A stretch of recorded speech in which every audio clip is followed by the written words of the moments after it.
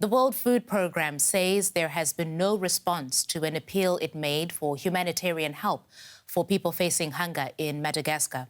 Last week, the UN issued a so-called flash appeal. The island country's agricultural season was ruined by the worst drought in a decade. Now, because of that drought, more than 1 million people in southern Madagascar will need food aid this year. Now, the pandemic has added to the hardship. The seasonal work that people often rely on has been affected by the lockdown. A country desperate. Children malnourished. Parents trying but often failing to find food. My children didn't eat for 3 days and then died because their mother couldn't feed them. I know it was the famine that killed them. This is Madagascar's third consecutive year of drought. In the south, 1 in 3 people is facing life-threatening shortages of food and water. We're so poor that we have nothing to eat because of the drought. In desperate efforts to keep hunger at bay, many are now mixing white clay with tamarind fruit and eating it. If we had something proper to eat, we would never have eaten it. But we didn't know that white clay was edible before. We tried to mix it and it worked. The UN has launched an appeal for $76 million in emergency aid.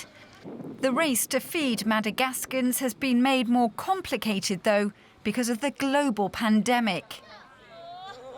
We are trying to be out there urgently right now to save lives which are at risk. The COVID-19 situation has, of course, made everything much more difficult. Without more help soon, this humanitarian crisis will only get worse. For more on this, we've invited Jean-Luc Siblot onto the programme. He is the World Food Programme's Country Director for Madagascar. Welcome to the programme, Mr. Siblot. We've just heard that the hunger crisis in Madagascar is going to worsen if help doesn't arrive soon. How urgent is the situation, would you say?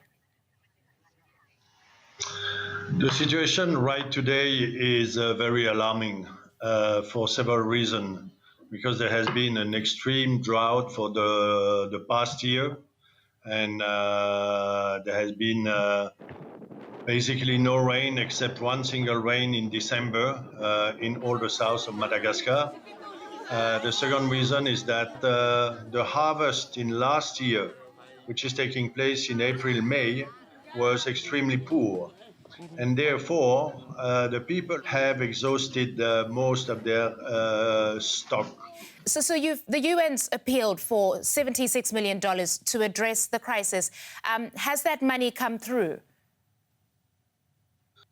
No, this flash appeal, as it is called, has been launched together by the United Nations and the international community and the government of Madagascar.